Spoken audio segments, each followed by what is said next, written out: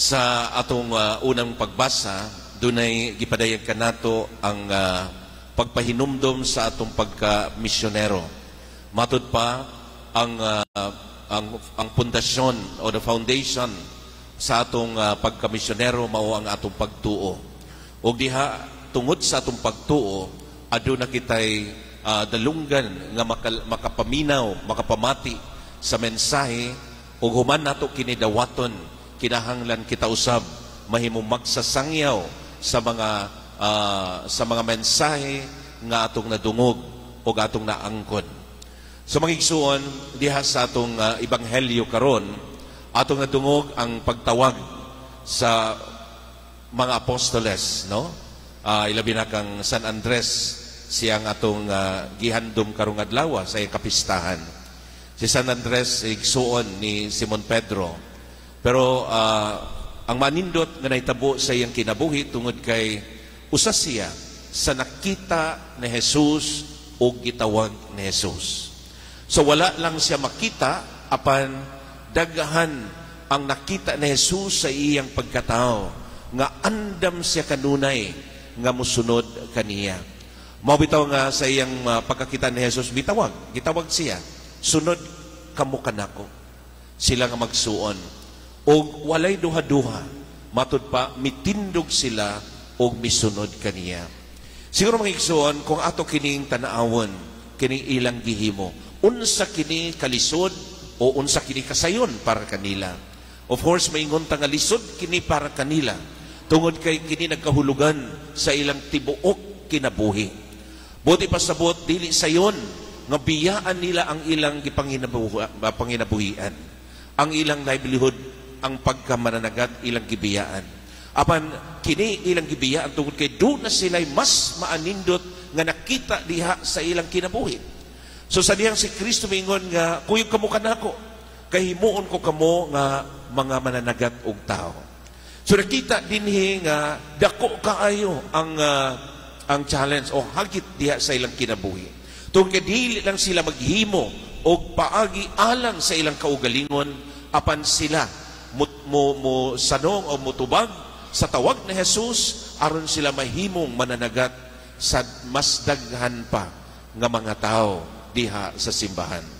Siguro mga igsoon, kung ato kining pamalandungan sa atong kinabuhi, usa kita sa daghang mga gitawag sa atong Ginoo. Apan ang pangutana, kita ba misanong, kita ba mitubag, kita ba nakakita kung unsa ka mahinungdanon ang iyang pagtawag diha kanato. Dali ra siguro moingon nga mutindog kita kung kita gitawag. Apan ang pangutana, andam ba nato biyaan ang tanan? Andam ba nato nga unahon ang atong Ginoo? Andam ba kita nga musunod kaniya nga walay pagdumili sa atong kasing-kasing? Siguro mga igsuon, mao kini ang usa sa atong pamalandungan sa adlaw-adlaw.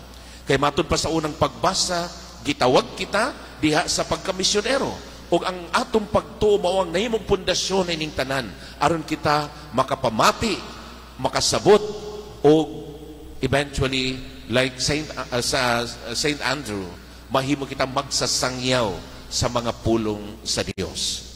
Ikaduha mga igsuon, kining pagtubag ni San Andres sa atong Ginoo, kini nagpasabot sa dakong tahas nga iyang gipasan sa iyang kinabuhi. Nasayod kita nga ang iyang paghimuon o diha sa atong pagtubag sa pagtawag sa Ginoo, dili kini gaan o dili kini sayon alang kanato. Tungod kay nagkahulugan kini og pag-alagad og diha sa atong pag-alagad nagkahulugan kini og daghang mga sakripisyo nga atong pagabuhaton. Ug usa kini nga usab natong pamalandungan diha sa atong kinabuhi. Oo, adunay mga sakripisyo, adunay mga kalisdanan. Apan sama sa atong mga apostoles, lisod para kanila nga matud pa pagsunod kang Kristo, apan ang ilang kasing-kasing mo'y nagtukmod kanila aron ila kining buhaton o ila kining himuon diha sa ilang kinabuhi. Mga igsoon, sa atong pagpanayon sa atong kinabuhi adlaw-adlaw. Ilabi na sa pagsusi nato kanunay sa dalan nga angay natong subayon. Atong hinumduman, ang Ginoo nag-andam kanunay kanato niya ng dalan sa pagsubay alang kaniya. Oo, gitawag kita o kana maanindot nga panghitabo sa atong kinabuhi. Kung kita giingnan, sunod kamo kanako, kay himuon ko kamo nga mananagat og tao.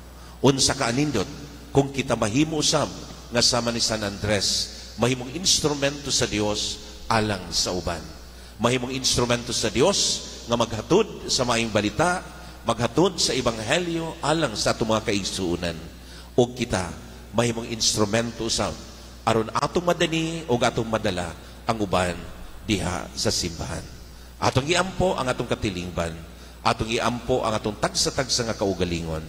Ngaunta kita mahimong matinud-anon sa Dios o kita makanunayon diha sa pagsunod nga matinud-anon kaniya. Amen.